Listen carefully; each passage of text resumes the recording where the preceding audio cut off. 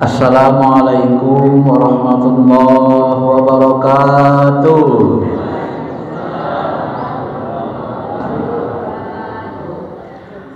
Alhamdulillahilladzi an'amana bi ni'matil iman wal islam wal ihsan wal afiyah.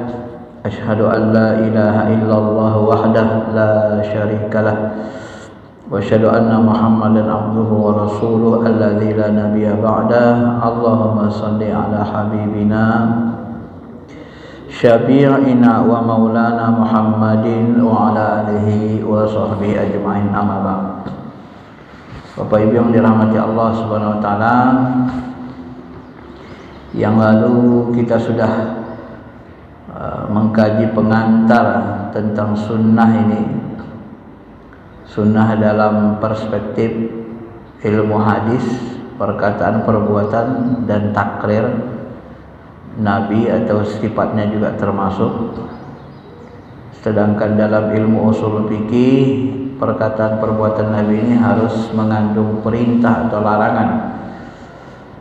Kalau dia dari sisi kemanusiaan itu tidak termasuk sunnah yang diittiba, diikuti. Sedangkan dalam fikih, sunnah itu artinya dikerjakan berpahala, ditinggalkan tidak dosa. Walaupun secara umum sunnah dalam ilmu hadis ini diterima seluruh ulama, cuma dalam fikih dia melihat dari sisi hukumnya. Sunnah itu hukumnya ada 5 melaksanakannya. Yang pertama wajib, yang kedua sunnah. Sunnah di sini adalah mustahab atau nadab, dikerjakan berpahala, ditinggalkan tidak dosa.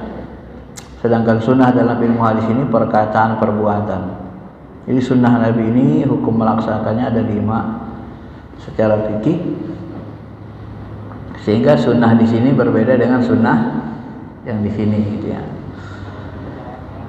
Nah, Bapak Ibu yang dirahmati Allah Subhanahu wa taala,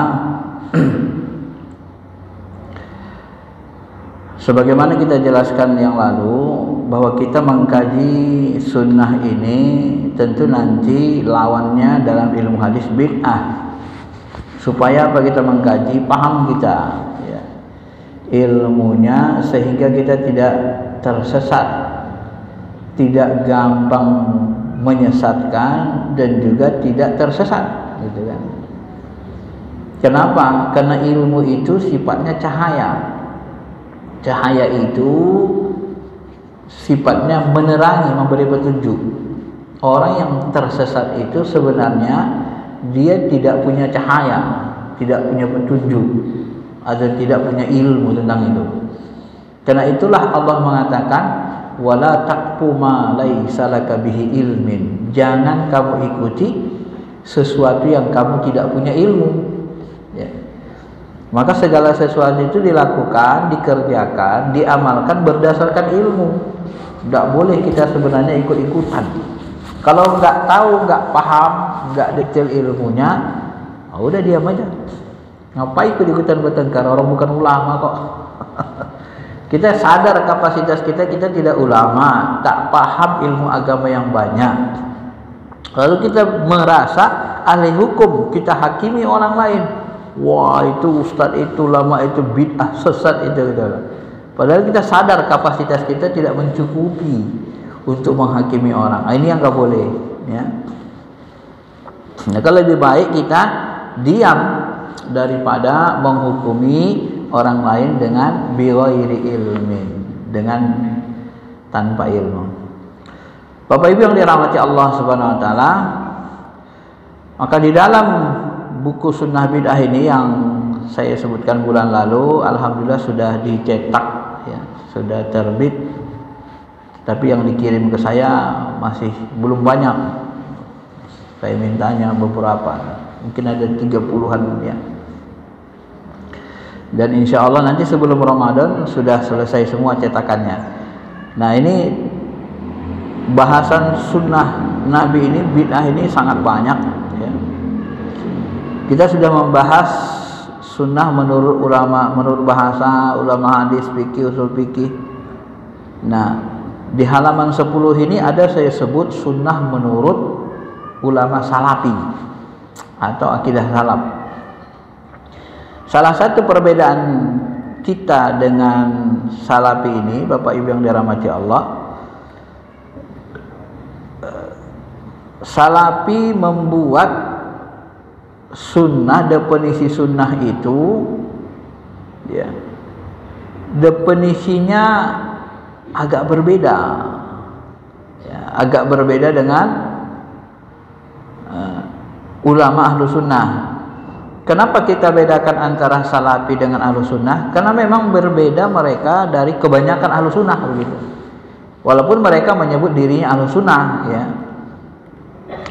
Salah satu perbedaannya itu, mereka membuat definisi, mengambil definisi sunnah ini dari sisi ilmu akidah salaf. Ini dari Ibnu Taimiyah. Ya, misalnya di Jawas nih. Ini kan ulama salafi di Indonesia. Nah, beliau mengatakan ya, sunnah itu petunjuk yang dilaksanakan oleh Rasulullah SAW dan para sahabatnya, baik tentang ilmu, i'tikad, keyakinan, perkataan maupun perbuatan. Nah, ini kan berbeda definisinya. Berbeda definisinya kan. Kalau menurut hadis tadi, sunnah itu perkataan, perbuatan, takrir Nabi. Nah, tapi di sini mereka definisikan seperti ini. Ya. Jadi petunjuk yang dilaksanakan oleh Rasulullah dan sahabatnya, baik tentang ilmu, i'tikad, perkataan maupun perbuatan. Sebenarnya kalau tentang ilmu, ya, kita bicara tentang ilmu sekarang kan, kalau bahasa saya, ilmu itu kan berkembang. Mana mungkin ilmu itu tidak berkembang? Nah, makanya kesulitannya di situ. Kalau kita teliti definisinya, telitinya gimana? Akhirnya nanti ilmu filsafat Islam bid'ah, sesat, ilmu kalam Islam sesat. Ya. Nanti ilmu fikih, usul fikih pun di awal-awal disesatkan sama mereka. Kenapa? Ya karena menganggap mereka tidak ada zaman Rasul. Padahal kalau kita mau jujur, titik baris Quran pun nggak ada zaman Rasul. Ulumul Quran nggak ada, ulumul hadis pun nggak ada. Ilmu definisi menurut bahasa, menurut istilah pun tak ada. Nah, di sini kan mulai kelihatan mereka lebih kaku kan memahami sunnah itu. Nah, di situ nanti mulai kita berbeda, dari definisi saja sudah berbeda. Mereka memegang yang ini, ya. Nah, Masyarul muslimin, Bapak Ibu yang dirahmati Allah Subhanahu Wa Taala. Bahkan di dalam buku Kun Salafiyan Alal Jaddah karya Abdus Salam bin Salim, ini yang paling banyak dipakai oleh kelompok Salafi Wahabi. Ya, mereka mengatakan sunnah itu menurut salaf katanya, menurut salaf, tapi nggak tahu salaf yang mana ini dirujuknya gitu. Maksudnya perkataan siapa ini? Cuma disandarkan ke salaf, mereka sandarkan saja itu. Menurut yang mereka pahami, menurut salaf kata mereka, siapa salafnya? Umar bin Khattab kah? Utsman bin Affan kah? Abdullah bin Abbas kah? Imam Syafi'i kah dari tabi'in, dari sahabat? Nggak disebut namanya. Cuman dia sebut menurut salaf. Menurut salaf, menurut dia gitu. Gitu ya. Yang dia pahami dari salaf. Itu kesalahan, ketidakilmihannya sebenarnya di situ. Dia menyandarkan nama salaf tetapi nggak disebut siapa salafnya gitu. Nah, dia sebut saja menurut pandangan ulama salaf, sunnah itu segala sesuatu yang sesuai dengan Al-Quran, sunnah Rasulullah SAW dan para sahabat beliau, baik berkaitan dengan akidah maupun ibadah, dan kebalikannya disebut bid'ah. Sebenarnya di sini pun ada masalah definisi ini. Kenapa? Dan para sahabat beliau, ada masalah di sini. Kalau dianggap seluruh para sahabat beliau pun ada masalah. Kenapa? Di zaman sahabat itu, sahabat pecah antara Muawiyah dan Ali. Kalau boleh kita jujur, terjadi perang Siffin, terjadi perang apalagi perang Jamal sama Aisyah. Apakah perang itu sunnah? Perang saudara sunnah? Itu kan perbuatan sahabat. Kalau kita mau meneliti, itu kan bahaya. Nah, Ya. Maka sebenarnya Bapak Ibu yang dirahmati Allah, disinilah kita perlu keluasan ilmu untuk memahami ini, tidak sembrono ya. Artinya memang untuk memahami sunnah bidah ini kita membutuhkan ilmu yang luas, yang banyak, tidak hanya perspektif ilmu satu ilmu. Seperti kemarin disebut, seperti orang mendefinisikan gajah, yang megang ekor bilang panjang, yang megang kepala bilang keras, bulat, yang megang perut gede. Akhirnya berkelahi sendiri kan. Ma'asyiral muslimin, Bapak Ibu yang dirahmati Allah Subhanahu wa taala. Nah,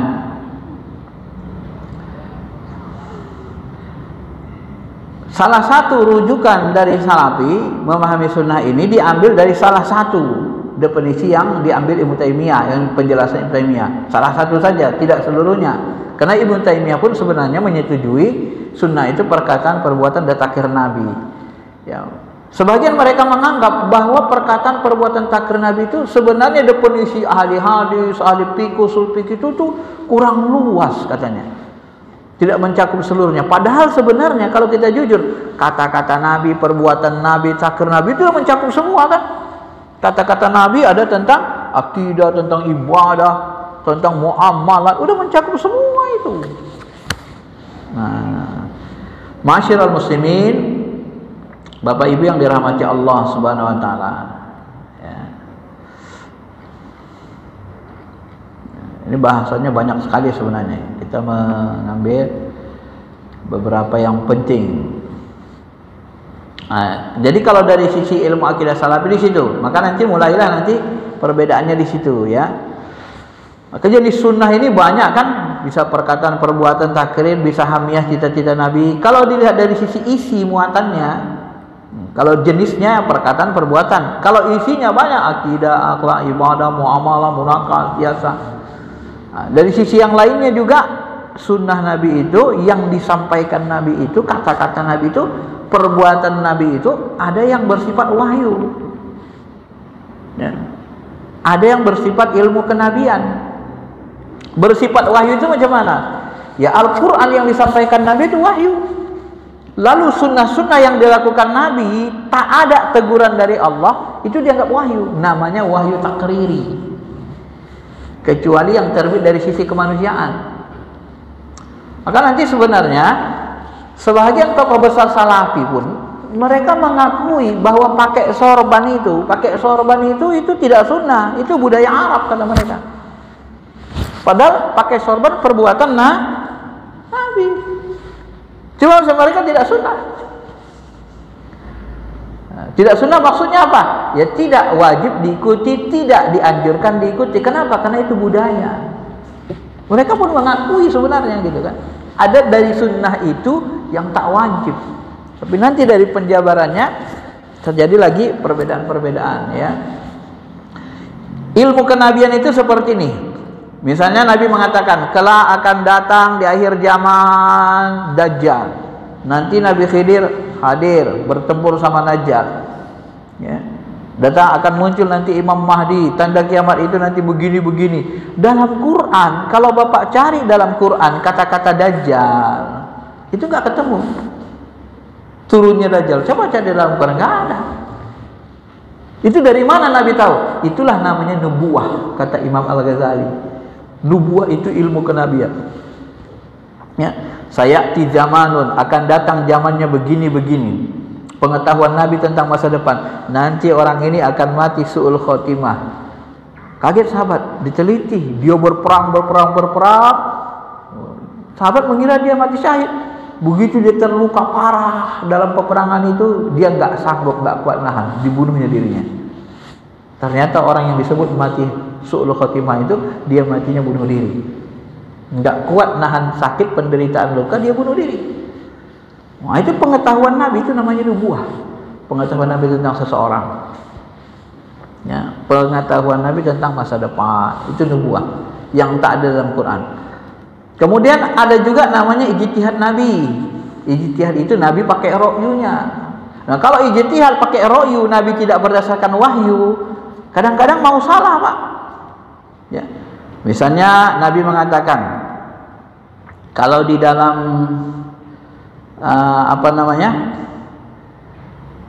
Dalam hadis Sahih Muslim, Nabi SAW bersabda, misalnya, antum a'lamu bi umuri dunyakum, katanya kan. Antum a'lamu bi amri dunyakum. Kenapa Nabi mengatakan kamu lebih tahu urusan dunia? Ternyata Bapak Ibu yang dirahmati Allah, Nabi SAW ini dalam satu riwayat yang sahih disebut, ya, ketika Nabi melewati orang yang mencangkok kurma, lalu Nabi bertanya, apa ini? Sahabat bilang, dengan begini kurma jadi baik, kami mencangkok ini ya Rasul. Lalu Nabi mengatakan, law lam taf'alu la sadaqah. Kalau kalian tidak melakukannya begitu pun tak apa-apa, bagusnya itu hasilnya. Nah, setelah beliau berkata demikian, sahabat tidak mencangkok, tidak mengkawinkan kurma. Namun kurmanya waktu itu hasilnya hasil jelek, gagal panen istilahnya kan. Nah, melihat hasilnya itu Nabi berkata, malinah ya, nilakhlikum, kenapa kurma kamu jelek gini? Kata Nabi kan, kok bisa jelek begini kurmanya? Malinakhlikum, kok jelek begini kurma kalian? Kok bisa begini? Apa kata mereka? Wahai Rasul, dulu kan engkau mengatakan kalau kita tidak mencangkok kurma, tidak mengawinkannya, nggak apa-apa, hasilnya bagus. Lalu apa kata Nabi SAW? Antum a'lamu bi amri dunyakum, kamu lebih tahu urusan duniamu. Pertanyaan saya, apakah perkataan Nabi yang ini, kalau kamu tidak mencangkok kurma itu, niscaya kurma itu hasilnya bagus? Apakah perkataan ini wahyu dari Allah? Tidak. Kalau wahyu tidak mungkin salah, benar? Kalau wahyu tidak mungkin salah. Kalau salah berarti Allah punya salah. Itu nggak boleh tauhid begitu. Kenapa Nabi tersalah? Karena Nabi menggunakan ra'yu akalnya. Itulah disebut ijtihad. Cuma dalam satu sisi Ibnu Taimiyah mengatakan Nabi tak boleh berijtihad, dia harus nunggu wahyu dulu. Kata sebagian ulama besar fikih mengatakan nggak apa-apa, nanti kalau salah juga datang ditegur Allah kok untuk meluruskan. Ya ayuhan nabi lima tuharrimu ma ahallallah, hai nabi, kenapa kau menghalalkan yang diharamkan Allah? Ini kasus madu. Aisyah, Hafsah cemburu dengan Maria Qibtiyah karena Nabi kalau berkunjung dengan Maria Qibtiyah dia minum madu disiapkannya, lalu manis terasa wangi. Berlama-lama Nabi di situ cemburu Hafsah. Ya, lalu Nabi katakan, ya udah aku tidak akan makan madu, minum madu lagi. Diharamkan Nabi madu. Senanglah Hafsah. Setelah itu turunlah ayat Quran untuk menegur. Artinya apa? Ini harus paham kita Pak detailnya. Inilah tingkat ulama saya sebut tadi.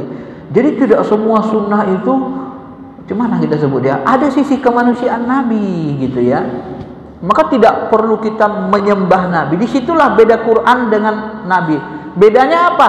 Kalau yang benar semata-mata nggak ada salah, itu wahyu, itu Allah Ta'ala. Kenapa Nabi berbuat kesalahan-kesalahan kecil begitu? Supaya menunjukkan beliau manusia. Kalau nggak salah, nanti dianggap beliau itu seperti Tuhan atau malaikat. Maka Nabi kan mengatakan, innama ana basyarun idza amartukum bi syai'in min dinikum fakhudhuhu wa idza amartukum bi syai'in min ra'yi fa innama ana basyar. Ini Sahih Muslim.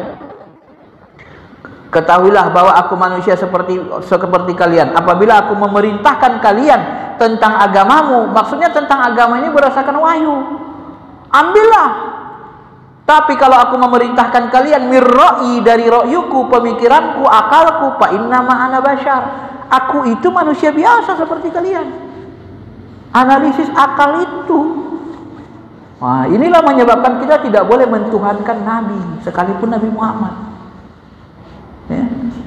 Walaupun orang sangat dekat sama Allah Ta'ala, kalau sudah main akal, itulah perlunya agama, perlunya wahyu. Kenapa? Karena wahyu tidak pernah salah. Tapi kalau akal bisa sah. Artinya apa? Akal kalau setingkat Nabi sendiri bisa salah, bagaimana kalau nggak Nabi, nggak Rasul, nggak wali? Paham ini Pak?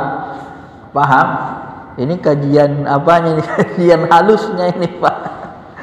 Ya, bukan untuk melemahkan iman, tidak melemahkan iman. Kita untuk mengetahui ilmunya sampai sejauh ini, supaya paham kita bahwa dari Nabi itu ada hal-hal yang wajib kita contoh, ada yang sunnah.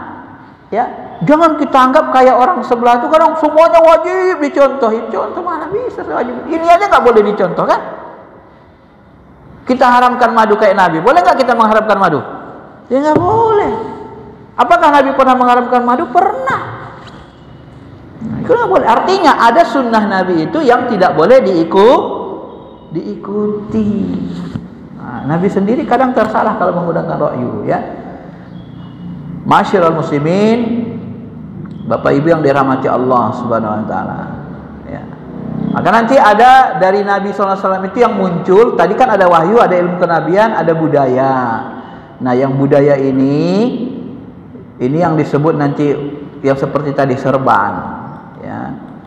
Pakai serban, bahkan disebut nanti ada ijtihad lokal, tafsir lokal. Contoh tafsir lokal itu gini.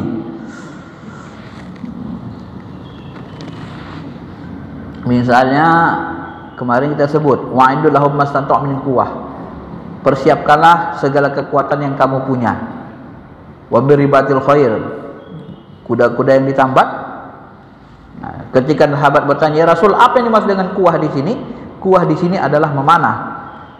Jadi kekuatan di sini kata Allah adalah memanah, kata Nabi memanah dan pacuan kuda.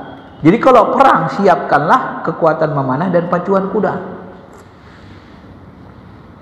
Nah, kalau kita bawa ke konteks ini, kalau kita perang, diserbulah Indonesia oleh Belanda lagi atau oleh Cina atau Amerika, lalu TNI Polri kita pakai kuda sama panah melawan tentara Cina, Jepang, kira-kira menang nggak?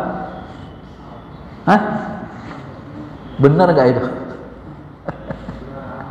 Ini kaji halus namanya. Nah, jadi sekelas Al-Quran dan Sunnah itu ada yang dia sifatnya lokal, tidak semua yang pemahamannya itu tekstual.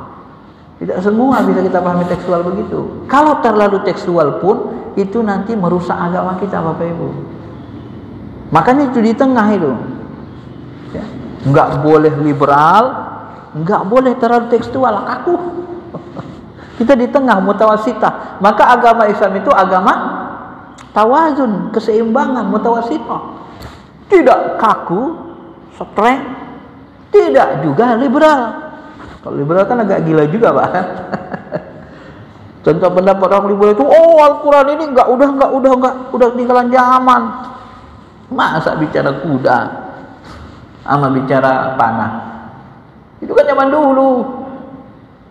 Al-Quran nggak ada bicara internet, nggak ada bicara antariksa, nggak ada bisa teropong astronomi, Pluto, nggak ada. Ngapain kita pakai lagi kita? Ini liberal, nggak usah diikut. Karena di ayat ini Allah mengatakan persiapkanlah segala kekuatan, mastata'tum min quwwah. Segala kekuatan ini untuk apa? Di sini disebut turhibuna bihi aduwallah. Kekuatan yang bisa membuat musuh Allah takut. Jadi kekuatan yang bisa membuat musuh Allah takut hari ini apa? Kapal induk, nuklir, pesawat tempur. Ah, itulah tafsir kontekstual itu.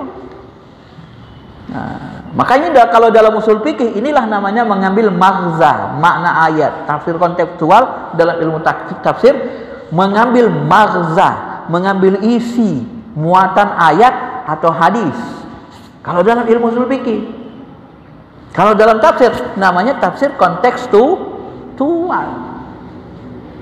Ya, maka nanti hadis itu ada yang kontekstual. Ahlussunnah wal Jamaah Indonesia ini, Muhammadiyah, NU itu lebih kontekstual dia. Tapi kalau Salafi dia tekstual kuatnya. Nah, disitulah nanti perselisihan terjadi memahami sunnah dan bidah itu. Satu terlalu tekstual, satu terlalu tekstual, satu memang kontekstual. Terjadi dialektika antara adat dengan wahyu. Itu nggak bisa kita pungkiri. Ya, Masyiral muslimin, Bapak Ibu yang dirahmati Allah Subhanahu wa taala. Nah, ini maka yang keluar dari Nabi bisa wahyu, Al-Qur'an, perbuatan Nabi SAW, contoh cara Nabi mencontohkan sholat, haji, itu wahyu semua. Kalau nggak ada teguran Allah berarti dia wahyu. Ilmu kenabian bisa ijtihad, ada kadang-kadang budaya, ya, budaya orang Arab, tafsir lokal. Nah, kalau kita mau mengkaji lagi lebih dalam, ya ini seperti dikatakan Nabi SAW ini. Misalnya gini kan, Al-a'immatu min Quraisy. Apa kata Nabi SAW? Nabi SAW bersabda, ya, pemimpin itu hendaklah berasal dari orang Quraisy. Ini riwayat dari Muawiyah. Al-a'immatu min Quraisy. Pemimpin itu harus dari orang Quraisy. Nah, pertanyaan saya, ya, kita mau memilih presiden Indonesia atau memilih gubernur Jakarta, apakah kita harus transfer orang Arab Saudi yang Quraisy kemari? Hah? Kita tarik orang Quraisy kemari? Itu hadis Sahih Bukhari. Ini kaji halus, Pak, namanya. Bahwa Nabi hadis itu tidak semuanya bersifat seluruhnya. Ada yang dia lokal. Nah, ini didalami. Ini orang yang dalam ilmunya rinci begitu. Jarang-jarang orang membahas kayak gini. Ini bahasanya orang ilmiah di kampus. Kalau di umum jarang. Karena di umum standarnya awam. Kenapa saya ungkapkan ini? Ya supaya kita paham dalam ilmunya detail, nggak sembarangan ngikut-ngikutin orang yang terlalu kaku itu, nanti kita rusak sendiri. Ya, inilah salah satu, ya, tentunya. Masyiral muslimin, Bapak Ibu yang dirahmati Allah Subhanahu wa taala. Nah, maka nanti kalau kita perhatikan di halaman 54 ini saya jelaskan bahwa sebenarnya kalau kita perhatikan sunnah itu bisa dikembangkan. Jadi dia bukan dirusak tapi dikembangkan. Kalau bahasa saya, itulah yang disebut ulama nanti dengan istilah bid'ah hasanah. Dia dikembangkan. Maka Nabi menyebut apa? Man ahya sunnati, barang siapa menghidupkan sunnahku. Yang disuruh Nabi sunnah itu diapain? Diamalkan secara tekstual atau dihidupkan? Apa yang disuruh Nabi terhadap sunnahnya? Nabi menyuruh sunnahnya dihidupkan, ya kan? Ada nggak Nabi mengatakan amalkanlah sunnahku secara tekstual buta? Ada? Tidak ada. Yang ada apa? Man ahya sunnati faqad ahabbani, barang siapa yang menghidupkan sunnahku maka dia mencintaiku. Nah, pertanyaan saya, apa yang dimaksud dengan menghidupkan? Ciri-ciri hidup apa? Nah, ini lagi kita kaji mendalam, kan? Ya. Yang dimaksud menghidupkan apa, Bapak Ibu? Atau ciri-ciri hidup apa? Ciri hidup pertama bergerak. Artinya kalau bergerak berarti dia diamalkan. Yang kedua, ciri hidup apa? Berkembang biak, berkembang. Maka sunnah itu dikembangkan supaya Nabi senang. Sunnahnya itu dikembangkan. Kalau dalam bahasa usul fikihnya, ijtihad itulah nanti yang mengembangkan ajaran syariat Islam. Supaya apa? Supaya dia bisa mengcover seluruh perubahan zaman. Kalau dia nggak bisa dikembangkan, tak tercover seluruhnya. Jadi makna sempurna agama Islam itu bukan sempurna detail, udah semuanya ada, bukan itu. Maka Wahbah Juhaili, ahli syariat Islam, tokoh internasional, apa dia katakan? Jangan kalian kira syariat Allah kepada Nabi Musa, Nabi Isa, nabi-nabi sebelumnya tidak sempurna. Kalau kalian anggap syariat sebelumnya itu tidak sempurna, salah. Tidak ada syariat Allah yang tidak sempurna. Paham? Kalau kalian anggap syariat Nabi Adam, Idris, Nuh, Hud, Saleh yang diturunkan kepada mereka sampai Nabi Isa itu tidak sempurna, keliru. Karena kalian menganggap ada syariat Allah yang tidak sempurna. Syariat itu sempurna, semua syariat Allah Ta'ala. Hanya saja syariat sebelum Nabi Muhammad itu berlaku untuk umatnya masing-masing. Jadi sempurna itu bukan komplit, rinci, udah kamil. Itu banyak kesalahan orang karena tidak paham ilmu syariah yang dalam, luas. Dianggap sudah sempurna, udah komplit. Kalau sudah komplit, pertanyaan kita, orang mau haji umroh ibu perempuan, disuntik gak? Ditahan gak haidnya? Ditahan kan? Kalau nggak ditahan haid lagi tawaf, batal, nunggu lagi 15 tahun. Mana dalil hadis ayat mengatakan boleh menahan haid? Nggak ada sunnahnya, nggak ada dalil. Nggak ada. Mana dalil hadis sunnah mengatakan boleh tawaf dari atas loteng Ka'bah itu? Ka'bah itu kan ada bangunan seperti ini. Orang tuh tawaf. Mana sunnahnya? Itu ibadah mado. Mana coba dalilnya? Kok berani-beranian itu bolehkan? Maka sunnah itu dikembangkan dengan ijtihad ulama. Tak sembarang orang bisa mengembangkan sunnah. Harus luas ilmunya. Nah, itulah yang disebut nanti bidah hasanah, mengembangkan sunnah. Karena dia berasal dari kata menghidupkan sunnah. Ciri hidup itu apa? Bergerak dan berkembang. Maka menurut ijtihad hemat saya setelah saya teliti, ini kan hasil buku ini kan penelitian, bukan omong-omong aja, diteliti. Nah, jadi sunnah itu bisa dikembangkan.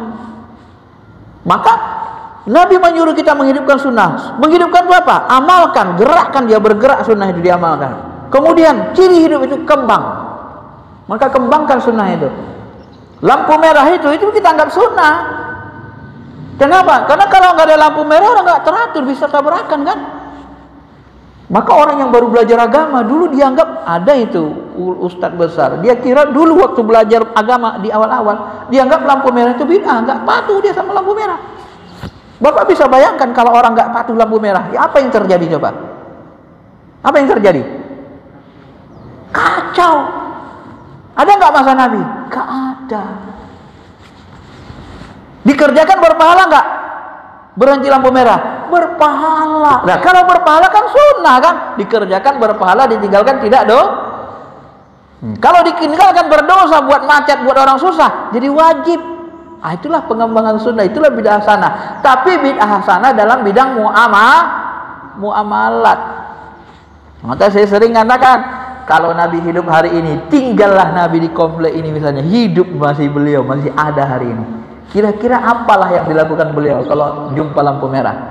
Berhenti nggak beliau itu? Bayangkan aja.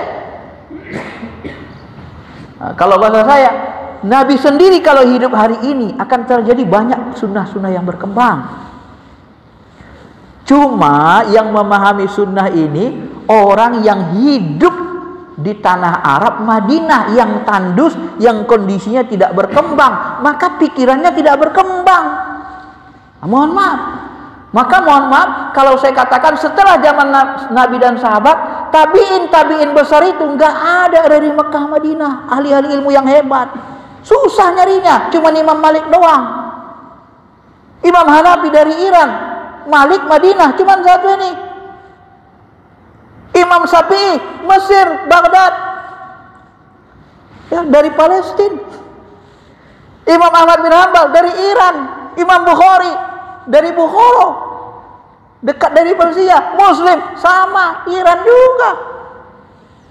Ulama-ulama hebat itu nggak ada dari Mekah Madinah. Kenapa? Karena mereka sudah terkungkung, sudah terbiasa kehidupan yang penuh sunnah. Jadi pikirannya tidak bekerja keras. Tapi kayak Imam Syafi'i di Baghdad, dia lihat begini, dia nanti hijrah ke Mesir, dia lihat begini lagi. Jadi pikiran ulama itu berijtihad terus bekerja. Bagaimana mengembangkan sunnah? Itulah makanya bid'ah hasanah itu nggak bisa dipungkiri. Banyak kesalahan-kesalahan logika yang mereka lakukan. Contoh, mereka mengatakan Ibnu Taimiyah pun bisa salah, semua ulama bisa salah. Seluruh kullu bid'atin dolalah wa kullu dolalatin finnar. Seluruh bid'ah sesat dan sesat masuk neraka. Berarti seluruh bid'ah sesat. Kalau pendapat ini diambil, Ya, ini hampir semua ulama masuk neraka. Kalau secara tekstual, Abu Bakar membuat bid'ah. Apa bid'ahnya? Dia perangi orang yang tidak ngeluarin zakat. Nabi nggak pernah memerangi orang nggak ngeluarin zakat. Coba lihat perjalanan hidup Nabi, nggak pernah. Kalau orang sholat nggak diperangi Nabi, nggak ngeluarin zakat nggak diperangi Nabi. Diperangi Abu Bakar. Abu Bakar bid'ah, neraka. Umar sholat tarawih tiap malam. Nabi tidak sholat tarawih jemaah tiap malam. Umar bid'ah, sesat, masuk neraka. Utsman azan 2 kali, bid'ah, sesat, masuk neraka. Ali memerangi kaum Khawarij. Kemudian Nabi tidak ada diperangi kaum Khawarij. Ali juga berperang, perang Siffin, perang Jamal, perang saudara, sesat, masuk neraka. Mana yang selamat? Kalau kita pakai pemahaman mereka, tidak ada yang selamat, Pak. Maka mohon maaf, ulama-ulama besar mereka pun nanti saling menyesatkan. Ini sesat, ini sesat, ini sesat, neraka. Nggak ada yang bisa kita pilih. Kenapa? Itu berakibat sebenarnya dari pemahaman yang keliru. Tidak luas dia pemahamannya. Ya. Kalau tidak ada bidah hasanah, apa yang terjadi coba? Kalau tidak ada bidah yang baik, mereka semua ulamanya membagi bidah nanti. Ada bidah menurut bahasa, ini bidah yang baik. Katanya seluruh bidah masuk neraka. Kok ada bidah bahasa? Katanya bidah semuanya neraka. Tapi dibagi lagi sama dia. Bidah menurut bahasa, bidah menurut syariat, bidah menurut bidah dalam adat. Yang gak usah dibagi-bagi lah. Pokoknya bidah neraka gitu aja. Kalau mau konsisten dengan teori ini. Ini gak konsisten, mendua. Kenapa mendua? Karena pola pikirnya itu kacau sebenarnya, gak kuat metodologinya gitu. Kalau gak kacau, konsisten. Ya. Masyarul muslimin, Bapak Ibu yang dirahmati Allah Subhanahu wa taala. Maka nanti kalau kita lihat, ya begitu. Seluruh bidah sesat masuk neraka. Berarti seluruh bidah haram. Oke, kita lihat Imam Syatibi, Imam Madinah. Imam Malik, pengikut Imam Malik. Dia sendiri mengatakan ada bidah makruh. Bidah makruh itu dikerjakan tidak berdosa, ditinggalkan berpahala. Bu, ternyata ada juga bidah yang tak sesat, tak masuk neraka. Jadi teori mengatakan seluruh bidah sesat masuk neraka itu teori gagal secara praktek. Maka benarlah lebih benar Imam Syafi'i dan Imam mazhab Syafi'iyah, Imam Malik. Lebih benar Imam Syafi'i, Imam Nawawi, Izzuddin bin Abdul Salam, rajanya ulama yang paling luas ilmunya di masanya. Apa mereka katakan? Ibnu Hajar juga sama. Bid'ah hasanah itu ada. Bid'ah itu ada yang buruk, yang haram, itulah yang masuk neraka. Kenapa? Yang membuat kita masuk neraka perbuatan haram. Kalau nggak haram, masuk neraka enggak kita? Ya enggak. Loh, katanya seluruh bidah sesat masuk neraka. Tapi kenapa ada bidah yang makruh? Makruh kan enggak buat masuk neraka. Coba itu.